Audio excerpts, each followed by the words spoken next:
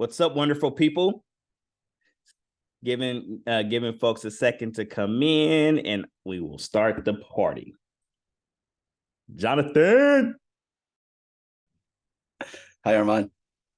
Nice to see you. My brother. You'll see me in a second. Put my makeup on. All right. It's worth the wait.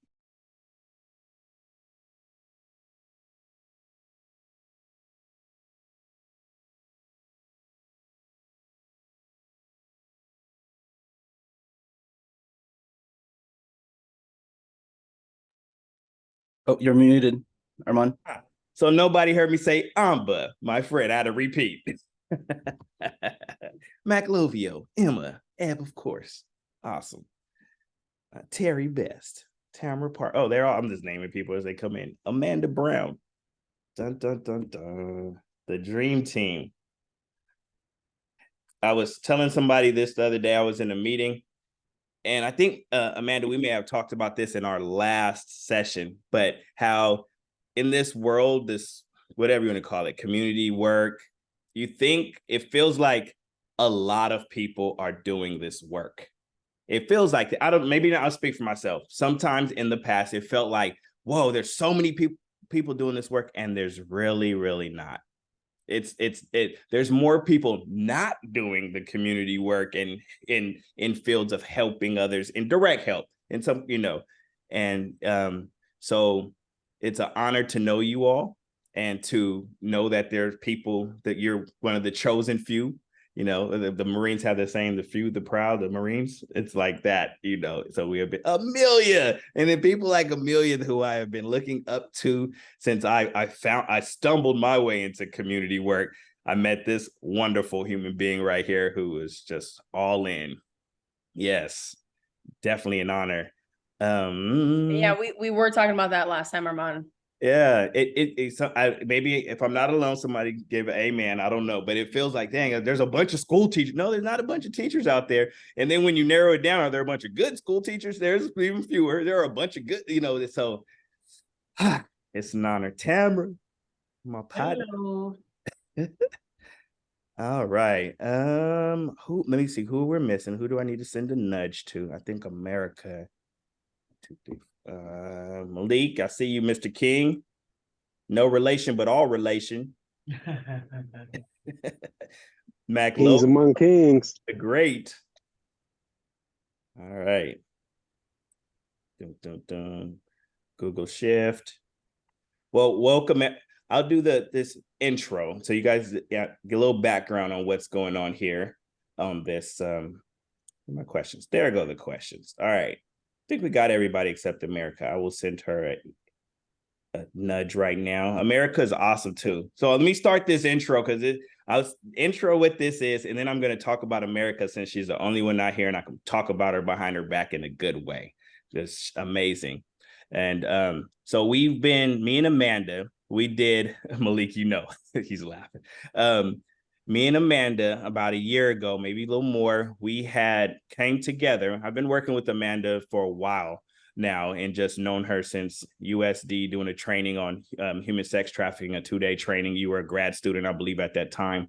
But me and her came together and did an event for a New York-based organization. A bunch of people were on this call, and we did this thing about community-based organizations working with systems.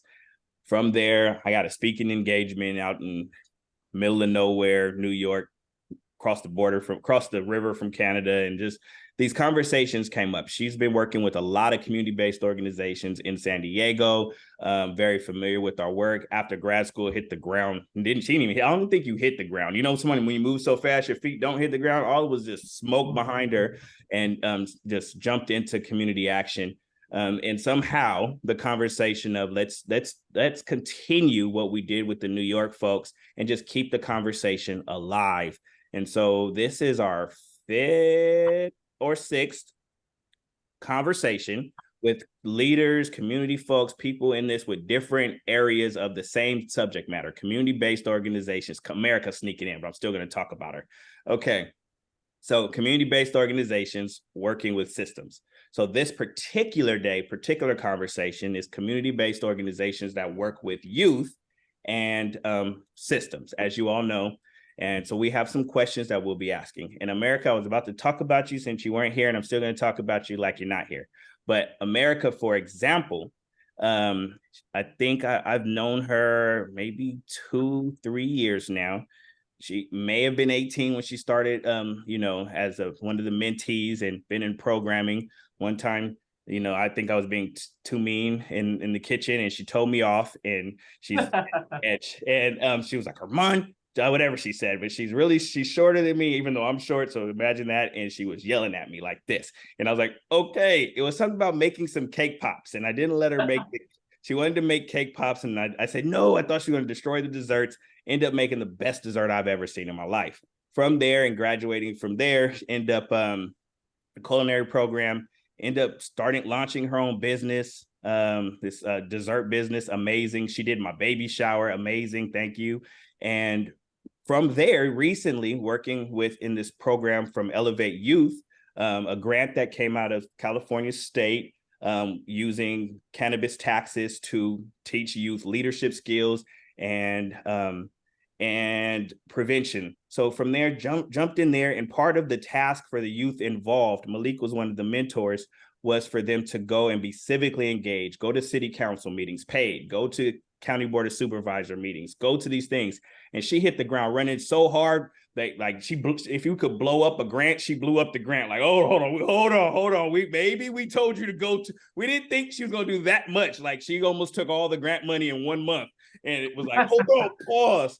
But from there, she was just supposed to attend a city council meeting, but not America. She went, and something touched her heart. She went and spoke, which led to a community group dealing with housing issues, homelessness, recruiting her to work for them.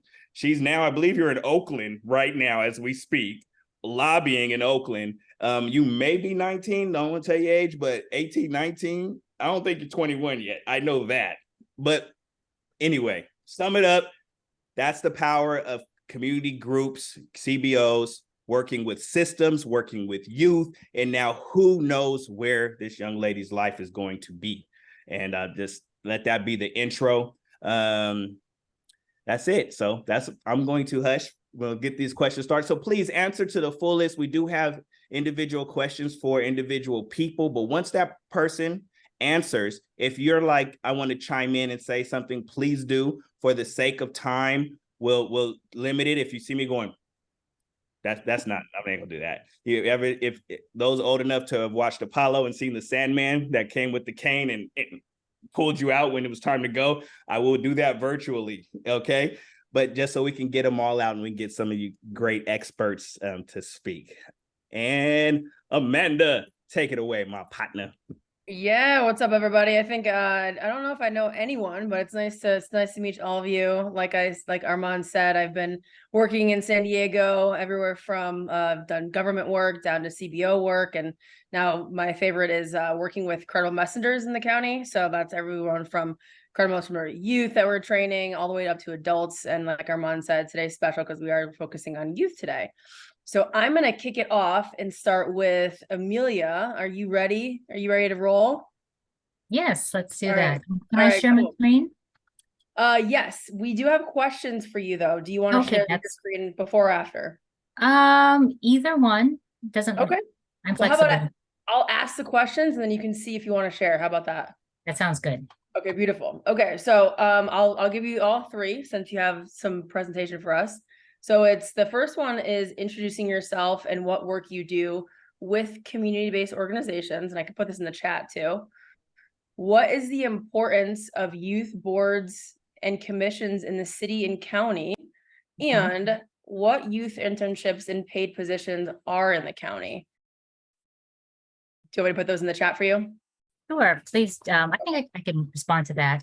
My screen is fuzzy, so I was trying to figure out how to make that better. No worries. Give me a second. Yeah, no worries. So let me introduce myself. I've actually worn many hats in the county, so I'll kind of go over all of them because somehow I still never leave a job, even though I've left the job. My name is Amelia Beverly Simon, she, her, hers. I'm a community health program specialist currently in public health services with the Office of Violence Prevention and with Live Well at Work. I spent a long time in Central Region supporting City Heights, Southeast San Diego. So my heart is still with so many of the CBOs that I work with, do a lot of work now with trauma-informed care. And so they're still weaving that work and what I do now with family violence prevention, domestic violence prevention, supporting small businesses, ethnic and rural chambers. So all of that falls under the umbrella of supporting community, because when I think of community, I think of all of that, the education community, the business community, our sidewalks, our parks, the safe drinking water at your school. Like, I mean, there's things like your pipes have lead and these kids are drinking water from the water fountain full of lead. All of that to me is part of community. So, and then as far as boards and commissions, I do have a link to share about how to find out where the vacancies are, how to participate in Board of Supervisors meeting. You can watch them virtual, you can go on online, you can submit e-comments, you can go in person. But I also just recently, my husband and I spoke at our school board. I'm part of the Lemon Grove School District, and they decided to add an October break. With nobody else in the whole region has this October break. So if you didn't make the lottery for your kid to get into the free camp, you couldn't pay. I couldn't pay to get my child 1 week of care. So this poor kid had to sit in front of the TV, and then one time, and like, when are you done? It was like the trauma of distance learning all over again. So my husband and I both spoke, timed it for 3 minutes, and we talked about the impact on working families when you make a choice to change the school calendar and you don't think about, oh, and did I mention that Mount Miguel High School and the Grossmont Unified School District did not have a break? And so perhaps there may have been older kids who missed a week of school to stay home and watch their younger siblings. That was not the case for our family because I had the benefit of teleworking, but a lot of jobs, if you have someone who needs to watch a little one, guess who's not going to high school for a whole week? So, that was also another concern. So, those are examples of ways that you speak up and you use your voice because and then people thanked me afterwards because there were a lot of other families who probably didn't know how to come before the school board. They didn't know how to speak up and that was their right and that they needed to hear. Word of caution, then I got invited to be part of the school calendar commission. And I'm just like, no. You guys fix your own problem. I don't need to be a member of your commission. You opened your mouth. I know. It's like, I open my mouth and you want to invite me to another board? No. But, and then as far as youth opportunities, I can add that to my PowerPoint. I didn't have that ready to go yet, but there are actually some amazing opportunities either through the county or also the San Diego Workforce Partnership called Connect to Careers. And then also just applying, actually I did have one under the youth sector, and then they have opportunities for high school and young adults to be part of the Youth Commission. So I just wanted to share, I have a slide on that as well. And then I can also give you some of the links to the county HR. And then one of the new categories that may not exactly be for youth, but for young people is a new category called Community Health Worker. So that came out of the whole Promotora movement, that we do not expect you to necessarily have a degree for this job, because we know that your, what is it, Armand? It was a life, you say it better than I do, but not a degree in Experience expert. but a degree in life. Right. Lived experience expert, yeah. Lived experience experts. Yeah. So that's what that community health worker category is. If for that particular position, you have to fit. for that position, that program. But if they're looking for someone who, for instance, is doing opioid outreach, do you want someone who went to get their master's degree at a school where they had no experience with the hardships of families dealing with opioids? Or do you want someone who had to call 911 for their family members, sit there, do the, be there, be scared, see the whole process. Now they have that lived experience. So that's the kind of positions that the county has just started opening up. It's not for every program yet, but I can also share that experience. So what else did you put in the chat for me? I'm so sorry. No, that's okay. I think you're encapsulating all of it if you want to show your presentation now. Yeah. So I'll just skim through it quickly. Am I good to share my screen? I think so. Armand, she's got screen sharing capabilities, yeah? Emma, can you please allow Amelia with screen sharing capabilities? Okay, and I have, oh dear, I have more than one PowerPoint open. So let me make sure I close up the PowerPoints that you guys don't need to, you guys don't want to hear all my presentations. Here you go. And Did that work for you? let me make sure. And I'm actually not going to do it on full presentation mode because I think then I'd stop seeing you guys, right? Let me see what happens if I hold up just a second. I'm going to try this and see how this works. No worries, take your time. Let me know if you can see my screen. Overview of County of San Diego HHSA. Yes, that's great. Oh, it worked. Okay. So I just wanted to share. How do I go to the next screen? Scroll. Hopefully most of you by now have heard of Live Well San Diego. Armand, do I have like 10 minutes? No. No, probably And Amelia, actually, with all love, I was going to ask, maybe we can not do the power. I want to set up a whole. I won't do the PowerPoint then. For this. Okay, but please hold this because I think we need to set up a whole session for this. There's so many people need to hear this information. Sure. Yeah. But the one thing, actually, let me just share one little slide because I think you guys need to see how vast the county org chart is. And it's so tiny, you can't even see it. But here are the 4 groups: Health and Human Services Agency, Land Use and Environment, which includes Parks and Rec, Public Safety Group, which includes the DA, sheriffs, probation, and then finance and general government. And boom, that is the county. So if you are interested in any of these programs, Aging Independent Services, the DA's office, it's through the county. So I'm just going to stop sharing now because Armand told me that there is no time, but I definitely want to make sure that there's a difference between the city and the county, and every city has their forms of government, but the county kind of is sort of this big umbrella for a lot of the social services. And like I mentioned, probation and the DA's office, homeless solutions. So it's all there. I'm happy to answer my questions. I'll drop my contact information in the chat.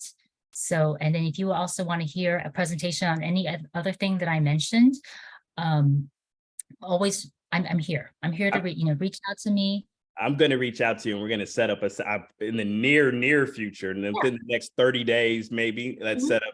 We may even take over our next conversation series with just this. Okay. Yeah. All right. I'm very open, very flexible. Thank you. Appreciate you. And you answered your questions. So we are good. Stay on though, because like I said, the other questions that come up, they have some, insight on those. But our next amazing panelist, Miss Tamara Parker, can you please tell us a little bit about yourself and the greatness that you encompass? Hello, guys. Yeah, I'm Tamara Parker, and I work at the DA's office. And we work out of a satellite division called the Care Center over here on Division in Euclid. And the purpose of the satellite office is so that people, victims of crime, and then just the general community can come to get resources. And we use all the community based organizations for resources. And the idea of that was so that when people come and they need help, no one wants to go to court, no one wants to go downtown, no one wants to go nowhere near the real DA's office, right? So that's why we're here, and we are centrally located in Southeast San Diego because we wanted to focus on the communities that have the biggest fear of going to court and doing all those things, and the community that also often struggles with access to resources. Awesome. And I've definitely been there since the inception of the care center, and it's everything that you said and some. It's needed a one-stop shop, and I appreciate you being there. So your question is, what are the most critical areas where CBOs and systems can collaborate to have the greatest impact on youth, in your opinion? So I think community-based organizations and systems can collaborate in several areas to have a significant impact on youth by combining the strength, resources, the expertise. They can create a lot of effective systems for youth. Some collaborations could be with education and skill development. Community-based organizations can provide, educational programs, mentoring, career development opportunities that complement, the educational system. I think mental health and well-being is another one. Youth employment and job training is big. Partnering with places like workforce development agencies and businesses, and some of the community-based organizations that do offer a vocational training and job readiness workshops is also great. I think substance abuse prevention treatment, housing and homeless is a big one now. They can provide, counseling and stable resources and stable housing. I think youth engagement is big. Keeping youth engaged, keeping them in with the decision-making process is important, so that we keep them involved and they feel like they're part of something. And once they feel like that, they tend to stick around a lot longer versus us, and especially me, the DA's office. No one wants to hear anything from me.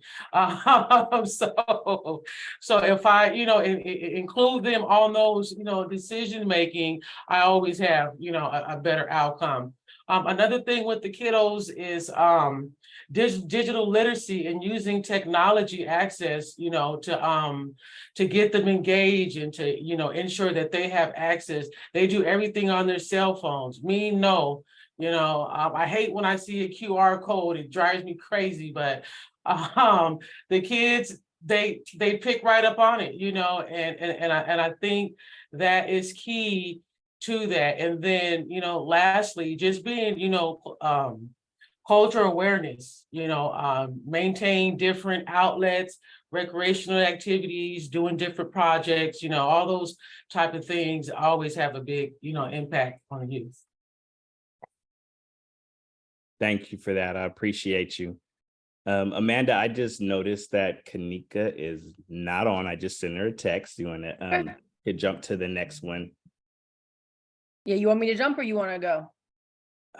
I'll go, but I feel like Cool. sometimes I feel like I talk too much. Okay. I know You're good. no one agrees with that, right? Okay. Mr. Maclovio Marquez, one of my favorite human beings in the entire universe. Please introduce yourself and what work you do with community-based organizations, systems, or both. Who are you, sir? You're on mute. Hello. Can you guys hear me correctly? Yes, sir. Okay. I have a class going on in the background right now, so it might be a little bit of interference with the audio. Hopefully it's not an issue. But like Armand said, my name is Maclovio III Marquez, youth mentor, lived experience expert, personal trainer, coach, nutritionist. Yeah. And what was another question? Oh, didn't ask a question yet, but here goes. How can we create a more inclusive environment where all stakeholders, especially youth, feel empowered and engaged in shaping the programs and policies that affect them? Well, I think when it comes to community-based organizations, definitely having lived experience experts, having people who have been through those type of traumas, and not only just been through it, but have actually overcame the traumas in a healthy and positive way. Because that they have lived experience, they'll be able to connect with the youth, and the youth will feel a little more open to be engaging with them. And when we do create that environment with the youth, it's extremely powerful. I've seen it firsthand through my own experience. The youth can connect to you. The youth can relate to you. And in my experience, just from being a human being, a lot of people won't listen to you if you don't listen to you, or they won't listen to you if they don't feel like they can relate to you. So I think just having the lived experience aspect, not only that, but having them connect with the youth that are currently experiencing those traumas that the lived experience mentors can facilitate and guide, and it keeps it more tightly knit. You know, it keeps them wanting to come back. It keeps them engaged because they know that you come from their walk of life, and not only that, but they see the positive of it. So I think just being able to keep them engaged by likelihood and lived experience, something that they could relate to. Thank you, sir. And tiny brief background, Maclovio's, he's seen it, been there, done that, been in multiple youth mentorship groups as a participant, and in this current stage of his life is now going into schools and addressing youth, talking to them about addiction, talking to them about gang violence. He's experienced it, seen it. He is living what he talked on both ends. He's been in the system. He's seen it all. So he's taking that lived experience and using it to address these issues. Shots out, my guy. Thank you guys for taking the time to actually be a part of this conversation. Yeah, cool. Thank you. All right, Ebony, you ready to roll? I'm always ready to rock. All right, cool. Let's go. All right, so just briefly introducing yourself, what work you do with the community-based organizations, systems, or both, and then I'll ask the question after you introduce yourself. All right, my name is Ebony Harvey. A lot of the community knows me as Eb. I've been a videographer for almost a decade now. It'll be next year, will be my 10-year mark, so I'm very happy about. I'm also a California technical educator. I work at Lincoln High School. I currently teach video production and multimedia production. I've also taught art. So yeah, I think that's pretty much it for the intro. All right, cool. So the question I have for you, as it pertains to youth, what do you believe are some innovative approaches or best practices that you've seen that could be scaled or replicated in other communities? So something that I'm experiencing right now, I start school on Monday. My kids are 10th to 12th graders, and we just did a week-long training.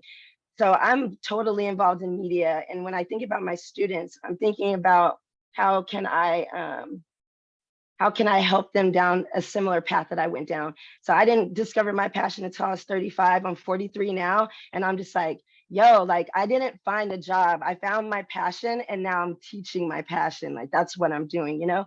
So I want the kids to kind of go down a similar path as well, you know? So I think an approach that we're going to be taking at Lincoln this year, especially in our media arts program, is that I learned about something called the work-based learning continuum.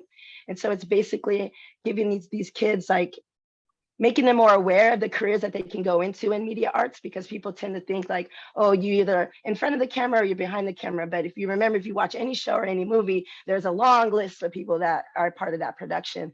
So I think that's very innovative, because when you're thinking about getting kids like aware of careers that are available, then that also sets us up as educators to start connecting with community-based organizations to get these kids in there to actually start maybe doing some type of media. I mean, it could be like social media type posts, it could be videos or whatever, but I think getting them to a place where they actually can go to an organization and actually exercise some of these like digital skills and everything that they're learning, like with me, it's only going to help set them up for success, and then they'll be able to work in like industry.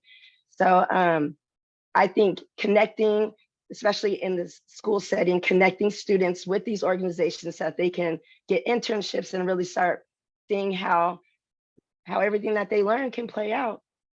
Yeah, that's super cool. Do y'all have you know, the media obviously is like part of the arts. What about other careers that aren't your general education classes, right? Because I know for me, it was just like, you know, the math and the science when I grew up. It wasn't really, we didn't really get a focus on, you know, the arts and culture and other careers. Do you have anything like that as well you think would be beneficial? Well, so what we're doing at Lincoln, we've just moved into a project-based learning model. And so we've turned like, we used to call them pathways, but they're not pathways anymore. We call them small schools. So there's like a cohort of teachers that are history, science, and all that. So even just within those cohorts, then there's opportunities to go and like learn about the different careers like everywhere. So yeah, I think it hasn't played out yet. You know what I mean? Okay. So Yeah.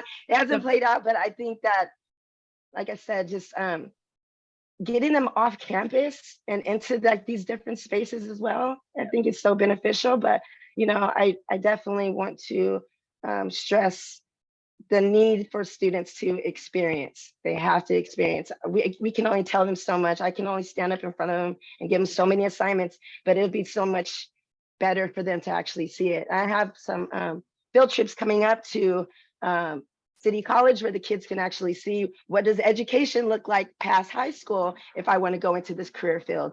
And then we also are going to be going to like a digital marketing agency called Red Door here in San Diego, so they can see what does it look like to be employed at a place where we're doing digital like marketing, stuff like that. So just they need to experience it.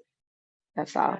Yeah, cool. Well, it sounds innovative. Even if you haven't launched it yet, it does sound like an innovative approach that will be successful. So keep us posted on that. Will do. Thank you. Cool. Thanks, Ebony. All right, back Thank to you. And putting my kid hat on, I would have loved that type of education. Yeah, absolutely. I would have loved to be hands-on and actually experience, and then did that exposure, which we weren't readily getting in the community where for myself. But if I was exposed to those things that I was interested in, could have took me down a whole nother path. So you know, compliments to Lincoln for taking that initiative. Hopefully that's, you know, school system wide. I'm going to back up. Mr. Malik King, I slipped on you. You had that same question that Maclovio had, but could you please give a brief introduction to yourself, and then you could just go right into the question was, how can we create a more inclusive environment where all stakeholders, especially youth, feel empowered and engaged in shaping programs and policies that affect them? Good afternoon. Am I being heard? Excellent. My name is Malik King. I've been a licensed vocational nurse since I was a youth. I graduated nursing school when I was 19 and got licensed as a licensed vocational nurse. And then at the age of 23, I became a California registered nurse. I too have lived experiences. I don't know if I would call myself a lived experience expert. I'm only 39.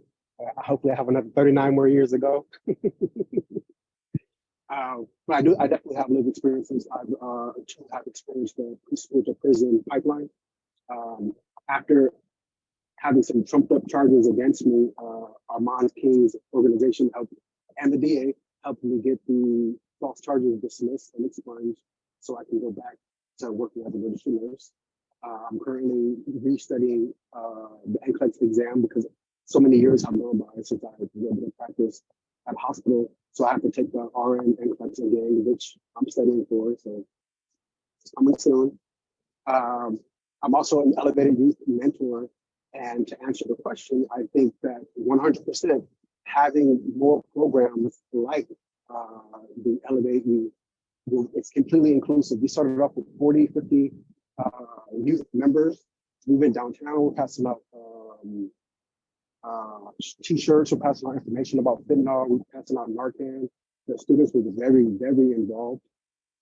We also had Zoom meetings, and it's a life changer. Like Mr. King said, even America was able to succeed even further and got a career opportunity to make impacts.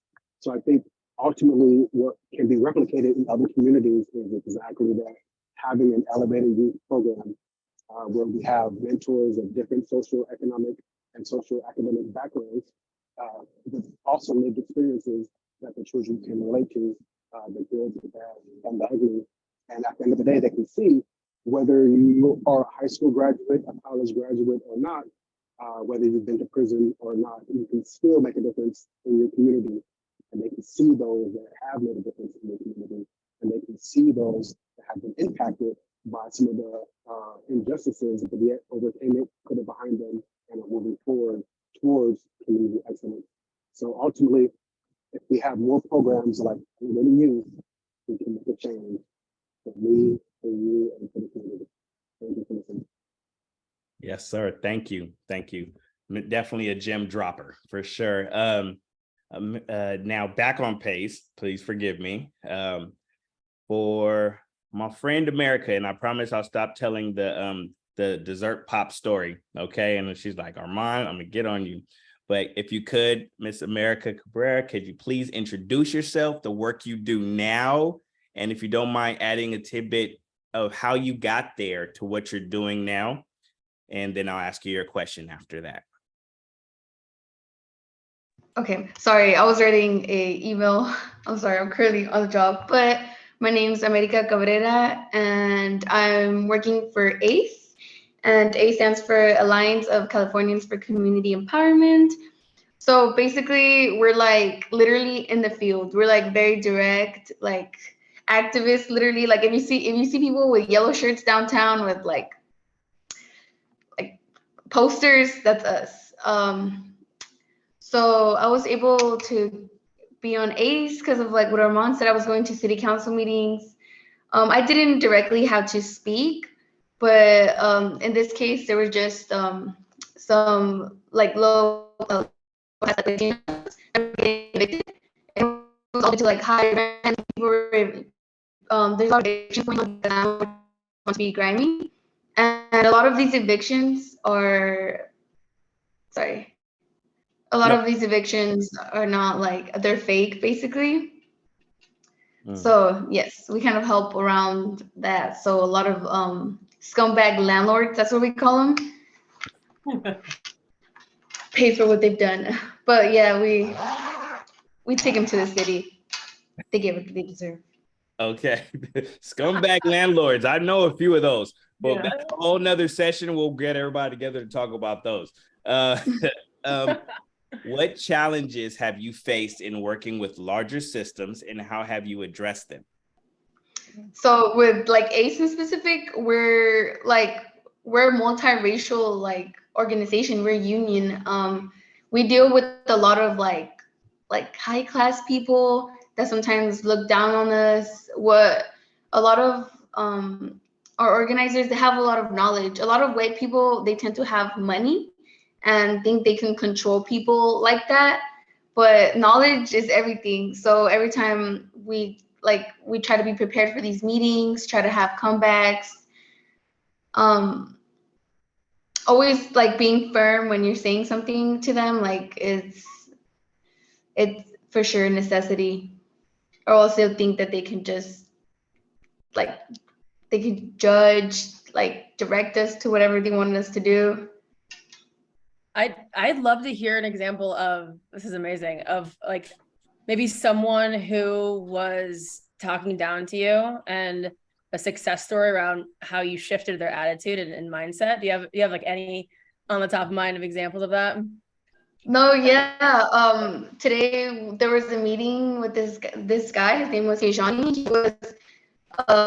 He's in his 30s.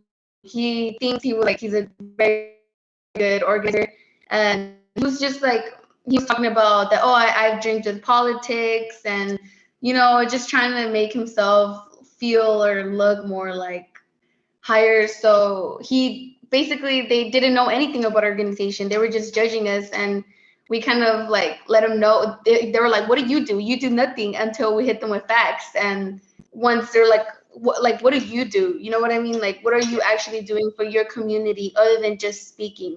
We're activists. We're currently doing something. We're not just sitting around on our phones telling people what to do.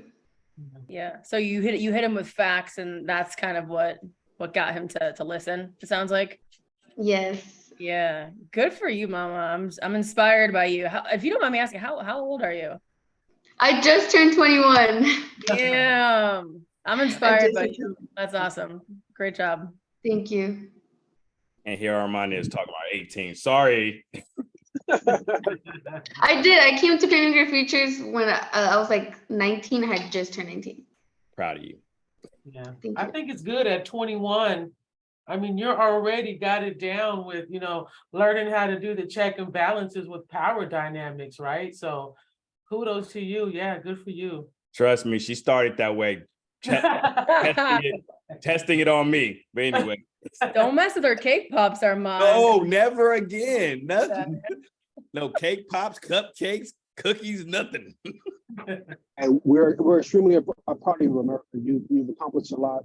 My daughter is 4 years old. She'll be 5 this month. She's an Afro-Latina, and you're a role model. Thank you. When I come across people who have degrees and a couple letters behind their name, if they're still in their ego, I jokingly say, "Hey, I graduated from the University of FU." Oh no. Uh-oh. It's getting feisty in here. I like it. All right, Armand, anything else before I roll on to the next panelist? No, go ahead. Get one of my friends in here. All right, cool. Jonathan, you ready? Yes, I'm ready. All right, cool. If you want to introduce yourself, and then I'll ask your question or ask the question to you. Sure. Good afternoon, everyone. My name is Jonathan Burgos, he, him, and I am the founder and executive director of First Gen Scholars. And First Gen Scholars is a nonprofit that I formed because I was a first gen student. So going to UCSD, I had straight A's going to high school, but I got straight F's going into college. I didn't know if I was going to be able to stay. I was about to get kicked out, and part of it was I just didn't feel like I belonged. And I had to reach out, and which was humbling and different, so that I could stay in college. And so that whole process helped me realize if I felt that way, that other people might have felt that way as well. So if they felt like they were imposterism or anything like that. So for me, that's why I started my nonprofit. I based it in City Heights because before that, I used to work with Price Philanthropies over at Hoover. And so City Heights, Southeastern, and I live by the border. So that whole area south of the 8 freeway, just near and dear to my heart. So I started the nonprofit at one school in 2019 when I left Price. And this year we are serving about 240 students from San Marcos all the way down to San Ysidro. And my goal is not just to help them get into college, but also make sure they graduate with no debt. And I focus on first generation low income students. And for me, one thing that I do want to mention is that a lot of my students are getting into these colleges on full rides. So this fall, I have a student going to every Ivy League. Have 3 going to Stanford, 2 going to USC. No, I'm sorry, 5 going to USC.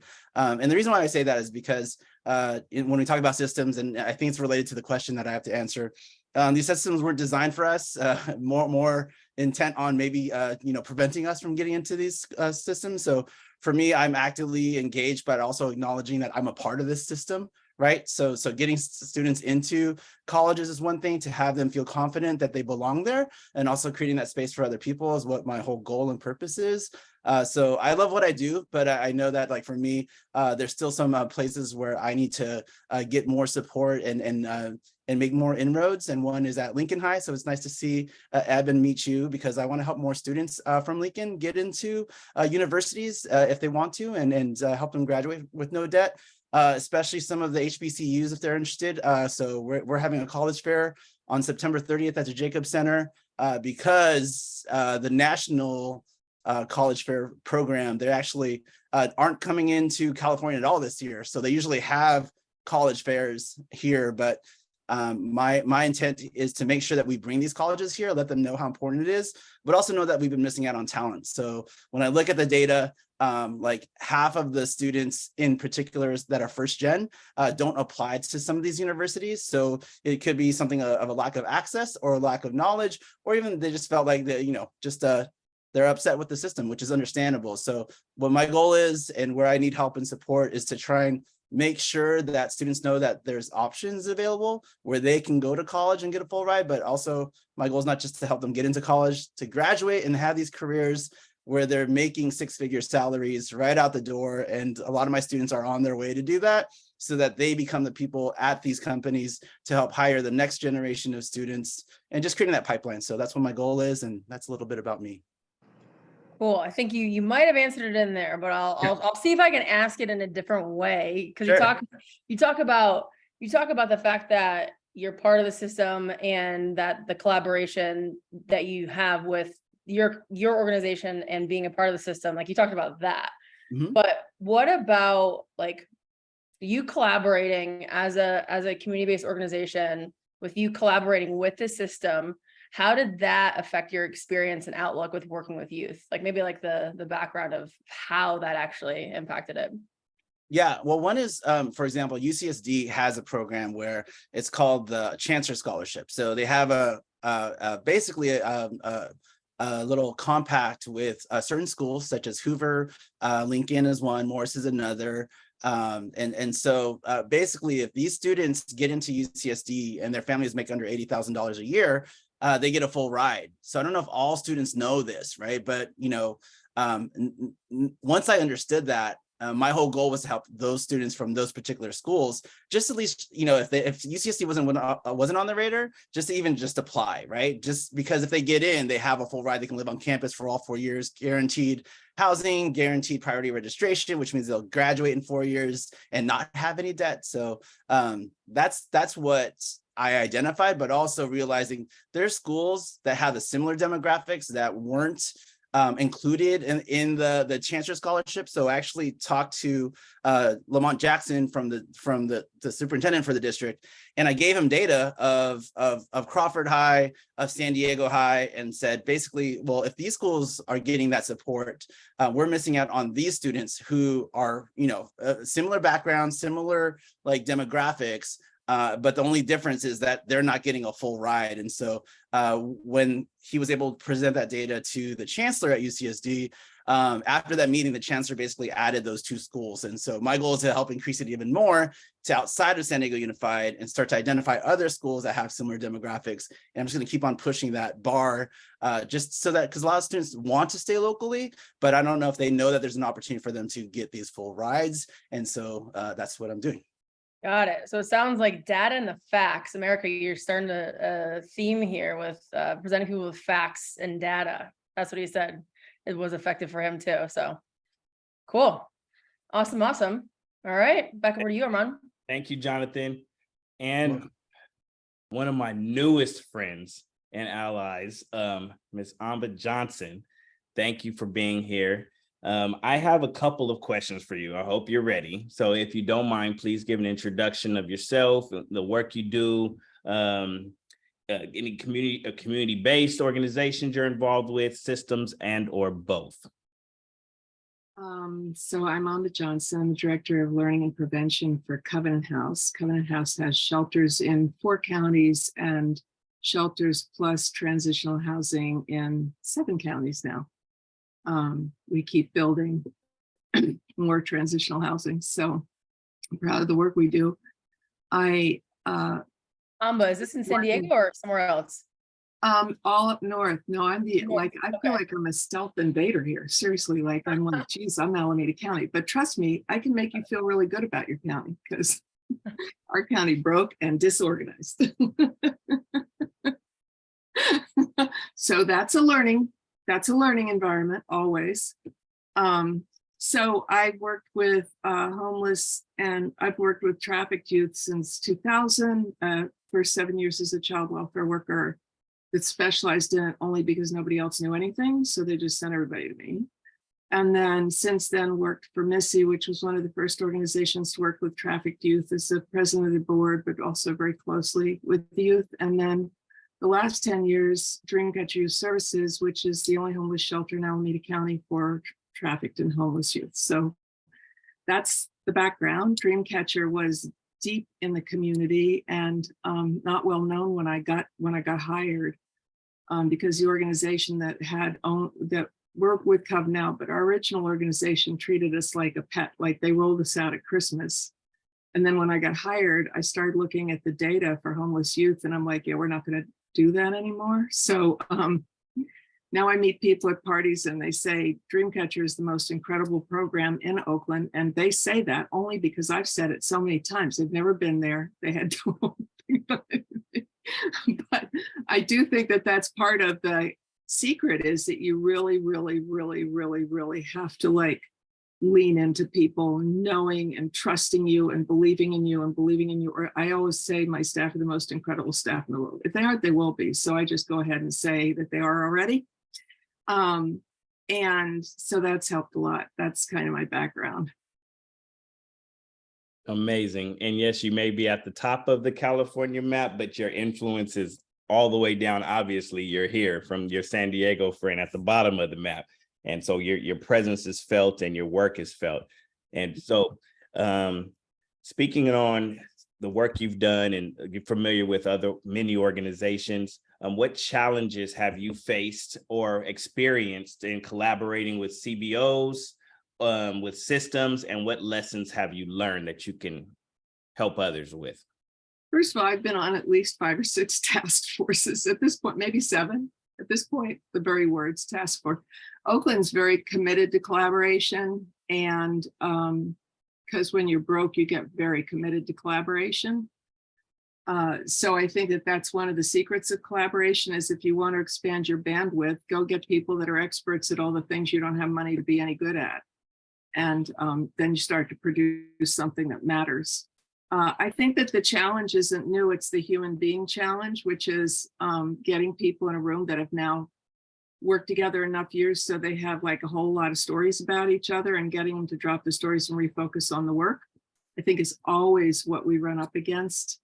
And I think that the other thing is classic, which is my work often is getting my staff past their stories about systems, their stories about the police, their stories about social services. Like, it doesn't matter if all those stories are true. The only thing that matters is that we find somebody in those systems and we create a fierce ally and let them do the work inside their system, because they're our ride and die.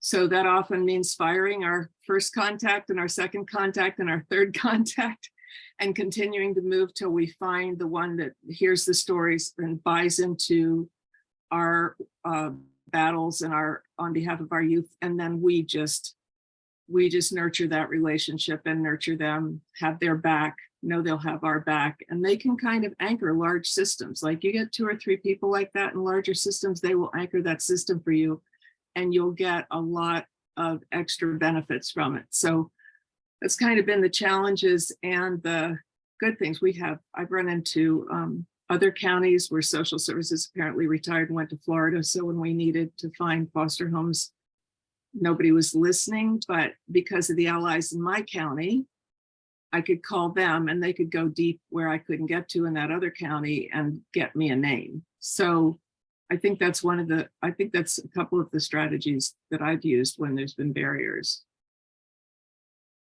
Absolutely. And I taking notes, and one thing you said that really resonated with me in current situations is drop the stories and the history, whether there was bad blood or not. Remember what and almost everybody, even people you may have problems with, they didn't start that. didn't start your career and help servicing people with these problems. You had a purpose, you had a reason, whether it was helping youth, helping the unsheltered, helping being a preventionist, whatever it was. But these stories build up over years. And how I started this conversation was we think there's a lot of people doing this work. There's really not. So it's a small community of people that are servicing folks. But if we hold on to those isms and schisms and you got this grant, I didn't, I'm doing more work than you. And oh my God, the only people that really suffer, no, you're suffering for one internally, but the people you aim to help, they're not getting those services. Tamara, you unmuted. I know you, I see the. Yeah, when you said that about the grants, because I was going to mention that, like another challenge is, the resources. There's rules to this money. There's rules to that money. There's age group here. You can go here, but you can't go there. I mean, I run into that a lot when I work with different orgs. And like you said, just remembering that there's more than one org that can do the job. I often, say that in my meetings, like, why are we fighting over clients? And there's a whole, county that you can serve, right? So yeah, that was very important. And I promise, I know a lot of the groups that are in my county that are doing the work, and we're still only helping a small fraction of the population that needs it. I think one of the things that just happened recently that was really exciting up north is that, it's always when there's no money, you get really smart. So our Department of Violence Prevention announced that they were going to have less money. And it was the first year that a lot of teeny tiny grassroots organizations, some of those are one person doing all this work on the street, like literally by themselves. And they have clue one about how you actually lock down some money so they could hire 2 people or 3 or actually become.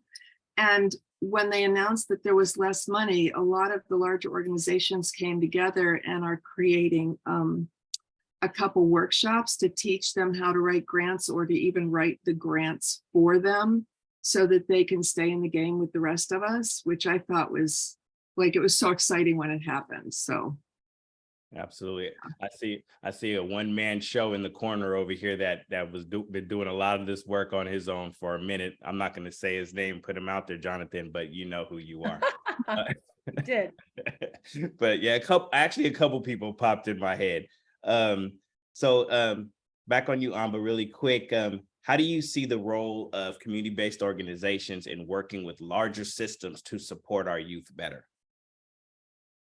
Well, we're the information, first of all. I think the other thing that, I always think of like social services and big systems as like airplanes that are way up here, and nonprofits as people shooting off like fireworks to get their attention. And like, if it gets bright enough, they're like, wait, what's happening down there? And you get them to land for a minute. And I think it's really looks like that a lot.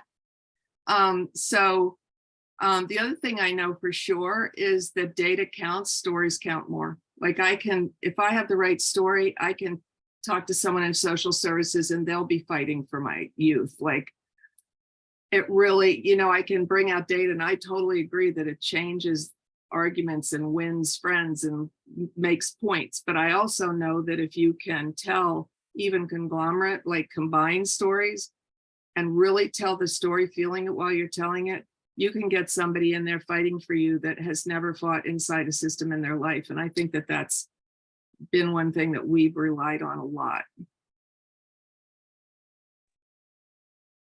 Thank you. And floor is open to anybody before we get out of here. Does anybody want to speak on or something hitting your heart about community-based organizations? That's even people who weren't necessarily on the panel. I know there's a few other people on here.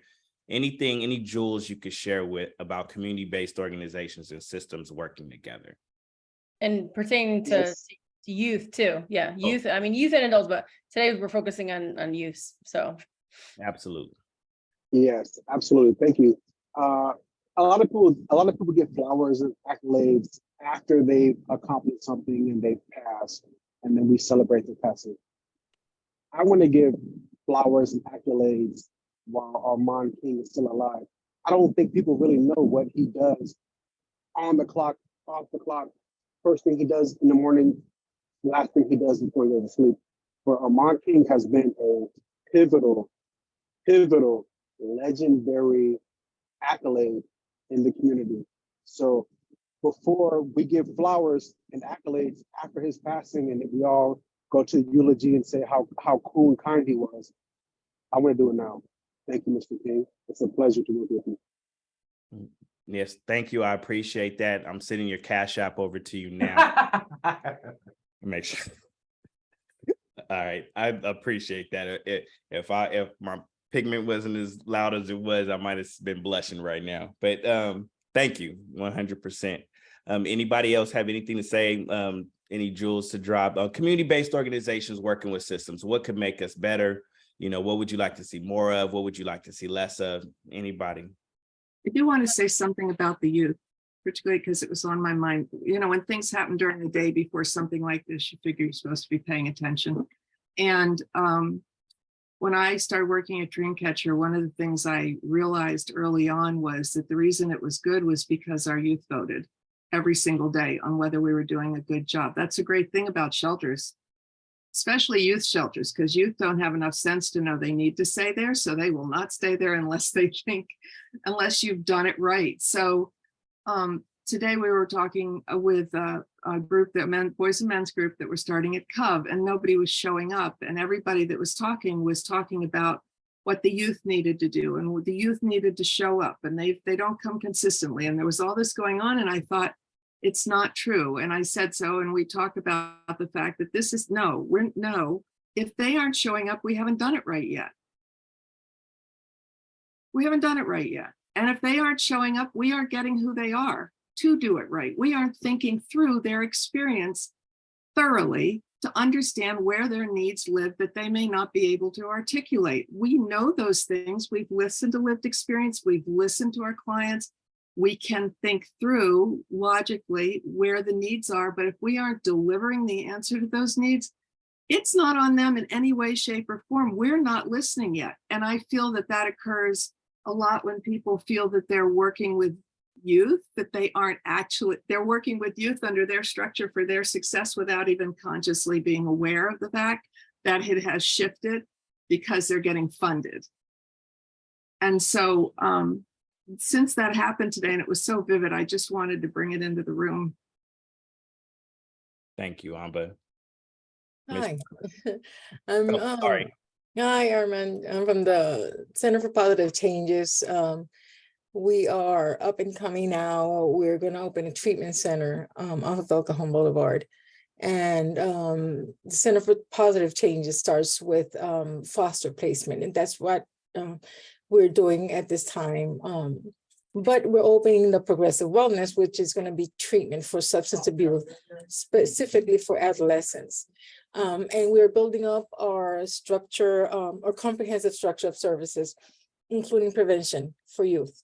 And we have recreational activities, an art studio. We are working on a recording studio for the arts too, because we understand that's something that will really bring kids. And we're talking with a group calling Creating Hope. They're actually linked with Ice-T and doing that kind of things, get some equipment to get them working on those things, to make music, just get youth engaged in the community, not only the treatment, because, you know, one thing leads to the other. And if it's a wraparound, we believe will be a whole lot more successful. And we're also trying to link with other community organizations to link up and just work together. Like I said, this is off of El Cajon. Previously, I worked in the southeastern section of San Diego with Dr. Cleo Malone at the Lavatory. There was also there the community collaboration for economic and social change. We worked on that. It was awesome working with measures to prevent alcohol and tobacco sales for minors in the community. And for a while, we didn't even have smoke shops in that area because we were blocking them off with youth. Things have changed, but we still need to collaborate. And thanks again for the opportunity of participating. And hopefully we'll see more and collaborate in the near future. Thank you. Absolutely. Wishing you much success. Thanks. Ms. Parker, I see your hand up. Go ahead. You got the mic. I know, I'm sorry. I don't mean to be talking the whole hour and a half, but just closing, I just want the CBOs to know, like, don't be afraid to approach these systems, right? Because a lot of these systems now, we realize that the CBOs, you guys are the ones doing the work. You guys are the ones who youth or whoever you serve. We figured it out. Like, they don't like us. They like you guys more, right? So, don't be afraid to, cross that line and wherever you can, like, just submerge yourself into these systems, because that is the way that we're going now. Now we're looking for these organizations to do the work. So I just, wanted to throw that out there. I think that was Amanda. I believe that was a beautiful note to close on. Don't be afraid to cross that line. And I just dovetailing on what you said, you are noticing that verbiage a lot in the new grants that are coming out, the lived experience expert words being put in there, credible messengers, connecting. So that language is being felt across the board. And so yes, people are realizing maybe we can't, systems realizing maybe it is that collaboration, and maybe that the outcome we want is not best served by us internally. And to get it done, we need to connect with people who have their literally have their boots on the ground, not just figuratively. These boots are getting wore out. These Chuck Taylors are on the ground. Amanda, if you could close us out for this beautiful, thank you all. I'll shut up because, like my sis Tamara, I don't want to hog. No, it's all good. I mean, I love everyone's passion. I think, this conversation was really enriching, and it was great to see and meet all of you. So I just appreciate all of you for being here and creating this space. And thank you all for the work that you're doing out in the community. Like Armand said, there's a small pool of us, and, even you, Tamara, right? It doesn't matter. Like, you're, even if systems are not, like, we're all human doing the work that we care about. So thank you all for doing the great work that you're doing. And it means a lot to us for you being in this space. So thank you all. Everybody have a wonderful evening. Thank you. Please call on me if you need help with anything. And I will be reaching out to all of you as our Walk With Me Impact curriculum is about to launch. And this is for the world, Craig. We will get this in everybody's hands that wants it, who is dealing with at-risk youth, high-risk male youth, and beyond. Okay, because there's adults that need this curriculum too. Ain't that right, Amba? All right. We'll talk to you all soon. Armand, before you close it, stop, halt. No, I don't know if I don't even think I have the power, Emma. I think you have it. I can't stop it. Well, I promised I would be silent and just listen today, but I'm not sure if everyone noticed, but there are members that are leaving their contact information in the chat. So if you want to take a second to grab that so you guys can continue the connection and the collaboration, I think that would be awesome. There's a lot of organizations that we learned about today that you may not have known about, and that may be beneficial to continue to work with you to connect in that way. Thanks, Emma. Yeah, thank you, Amelia, for all everything in the chat. Like, I copied all that, so it's going down. So thank you so very much for sharing. And Amelia, thank you for already helping me out with our next session. I already know what we're talking about. Amanda, we got her. Yep. We will start off with a presentation from Amelia for sure. All right, y'all. Thank you so much. We'll talk to you soon. We the best. Thank you. All right, later. Bye, y'all.